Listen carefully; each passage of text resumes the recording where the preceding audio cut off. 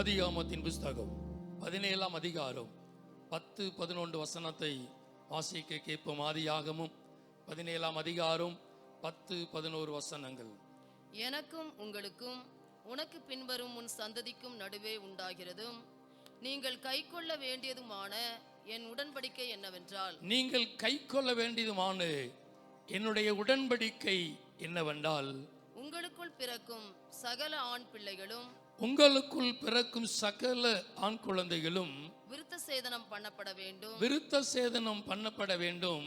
உங்கள் நுனித்தோளின் மாம்சத்தை விருத்த சேதனம் பண்ண கடவீர்கள். இது எனக்கும் உங்களுக்கும் உள்ள உடன்படிக்கைக்கு அடையாளமாய் இருக்கும். உங்களில் தலைமுறை தலைமுறையாக பிறக்கும் ஆண் பிள்ளைகள் எல்லாம் 8ஆம் நாளிலே விருத்த சேதனம் பண்ணப்பட வேண்டும். 8ஆம் நாளிலே விருத்த சேதனம் பண்ணப்பட வேண்டும். உடன்படிக்கையின் விருத்த சேதனம். முதலாவதாக உடன்படிக்கையின் வில், இரண்டாவதாக உடன்படிக்கையின் விருத்த சேதனம். அந்த நாட்களிலே ஆண்டவர் அவளோடு கூட சொன்ன காரியம், நாளிலே விருத்த சேதனம் பண்ணப்பட வேண்டும். 8வது நாளிலே பிறக்கிற எல்லா ஆண் பிள்ளைகளுக்கும் விருத்த சேதனம் பண்ணப்பட வேண்டும். இதனுடைய உடன்படிக்கையினுடைய அடையாளமாய் இருக்கும் என்று சொல்லி அந்த காரியத்தை, விருத்த சேதனத்தை ஒரு உடன்படிக்கையின் அடையாளமாய் பழைய ஏற்பாட்டு காலத்தில், பழைய ஏற்பாட்டு பரிசுத்தவான்களுக்கு கொடுக்கப்பட்ட ஒரு காரியம். அந்த 17ஆம் அதிகாரம் 27ஆம் வசனத்தில் வாசிக்கிற பொழுது, வீட்டிலே பிறந்தவர்களும் அந்நியரிடத்திற்கு பணத்திலே கொல்லப்பட்டவர்களுமாகிய அவன் வீட்டு மனுஷர்கள் எல்லாரும் அவனோட கூட விருத்த சேதனம் பண்ணப்பட்டார்கள். அங்க வீட்டில் இருந்த, அதற்கு முந்தின வசனம், ஒரே நாளிலே ஆபிரகாமும் அவனுடைய குமாரன் இஸ்மவேலும் விருத்த சேதனம் பண்ணப்பட்டார்கள்.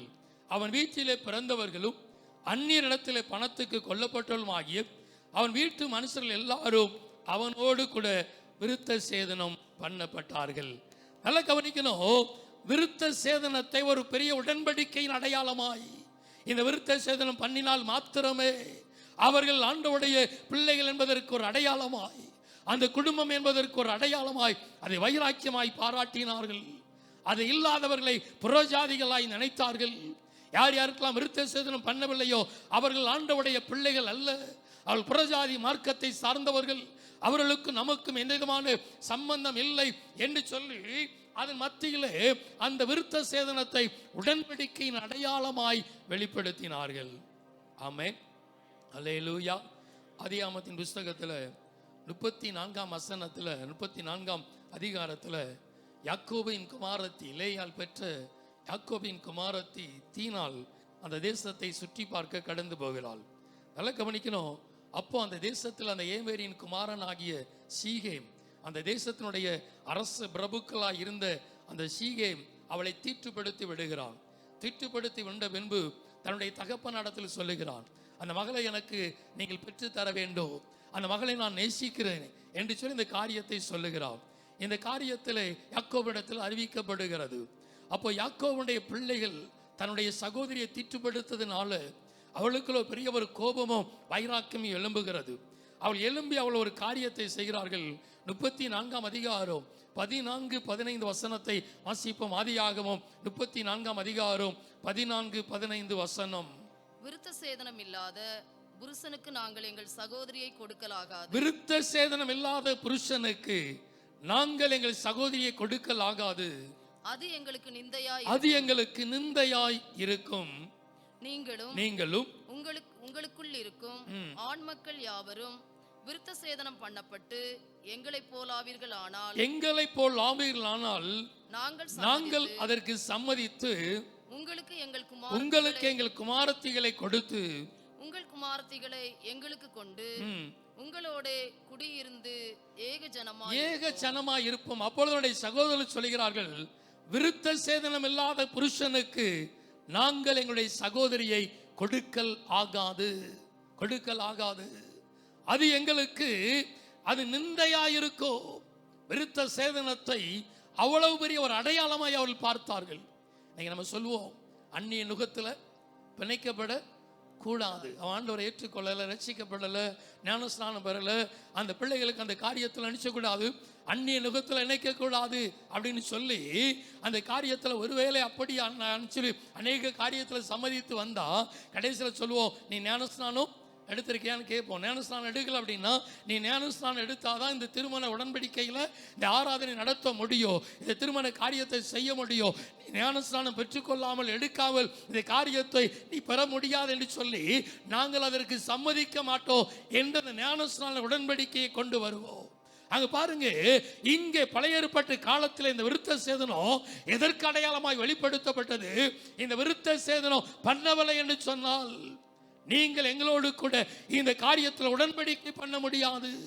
விருத்த சேதனை பண்ணாதவர்களுக்கு எங்களுடைய காரியத்தில் கொடுக்க முடியாது, அவர்களோடு கூட நாங்கள் சம்பந்தம் வைத்துக் கொள்ள முடியாது. நீங்கள் விருத்த சேதனம் பண்ணுவதற்கு சம்மதித்தால் நாங்கள் உங்களோடு கூட ஏக ஜனமாய் இருப்போம் என்று சொல்லி ஒரு ஆலோசனை அங்கே வெளிப்படுத்தப்படுகிறது. அதன் பின்பு அதற்கு எதிர்மறையான காரியங்கள் நடந்தது. நான் அதற்குள்ள போகல. நல்ல கவனிக்கணும், விருத்த சேதனத்தை அப்படி ஒரு அடையாளமாய் உடன்படிக்கையாய் ஏற்றுக்கொண்டார்கள். அதுதான் அடையாளம். நீ ஆண்டவருடைய பிள்ளை அப்படின்னா, நீ ஆண்டவருடைய குடும்பம் அப்படின்னா, யூதர்கள் அதை விருத்த சேதனத்தை ஒரு பெரிய ஒரு அடையாளமாய் அந்த காரியத்தை பயன்படுத்தினார்கள்.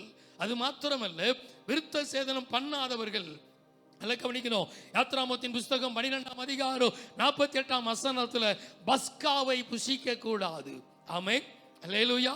விருத்த சேதனம் பண்ணின பின்புதான் 12ஆம் அதிகாரம் 48ஆம் வசனத்தை வாசிப்போ. யாத்ராகம் 12ஆம் அதிகாரம் 48ஆம் வசனம். அந்நியன் ஒருவன் உன்னிடத்திலே தங்கி கர்த்தருக்கு பஸ்காவை ஆசரிக்க வேண்டும் என்று இருந்தால், கர்த்தருக்கு பஸ்காவை ஆசரிக்க வேண்டும் என்று விரும்பினால், அவனை சேர்ந்த ஆண் பிள்ளைகள் யாவரும் விருத்த சேதனம் பண்ணப்பட வேண்டும். விருத்த சேதனம் பண்ணப்பட வேண்டும். பின்பு அவன் சேர்ந்து அதை ஆசரிக்க வேண்டும். விருத்த சேதனம் பண்ணின பின்புதான் அவன் பஸ்காவை ஆசரிக்க வேண்டும். விருத்த சேதனத்திற்கு அவ்வளவு பெரிய ஒரு முக்கியத்துவத்தை கொடுக்கப்பட்டது. நீ விருத்த சேதனம் பண்ணினால்தான் நீ ஆண்டவருடைய பிள்ளையாய் மாற முடியும், அந்த குடும்பத்துக்குள்ள கடந்து வர முடியும், உங்களோட நாங்கள் சம்பந்தம் வைக்க முடியும். நீ அதை பண்ணினால் மாத்திரமே நீ பஸ்காவில் புசிக்க முடியும். அழகு கவனிக்கணும், நீ பஸ்காவை புசிக்கணும், அந்த பஸ்காவில் நீ பங்கு பெற வேண்டும் என்று சொன்னால் நீ விருத்த சேதனம் பண்ணின பின்புதான் அதற்குள்ள நீ கடந்து வர வேண்டும். அது மாத்திரமல்ல, நீ தேவனுடைய ஆலயத்துக்குள்ள பிரவேசிக்க வேண்டுமானாலும், பரிசுத்த ஸ்தலத்துக்குள்ள நீ பிரவேசிக்க வேண்டுமானாலும், எசேக்கியேலின் புஸ்தகம் 44ஆம் அதிகாரம் 9ஆம் வசனத்தை வாசிப்போ. எசேக்கியேல் 44ஆம் அதிகாரம் 9வது வசனம்.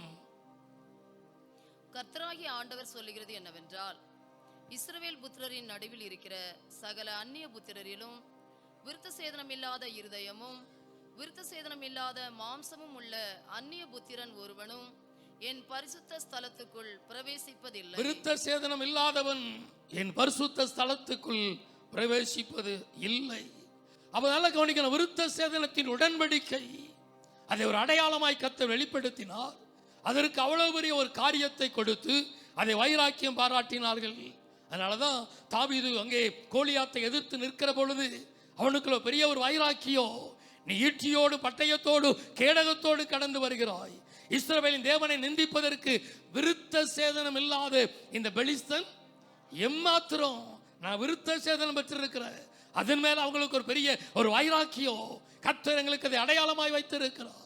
விருத்த சேதனம் பெற்றவர்களோடு கூட கர்த்தர் கூட இருக்கிறார் என்கிற ஒரு பெரிய ஒரு அடையாளத்தை அவங்க மாம்ச வைராக்கியமாய் எடுத்துக்கொண்டார்கள்.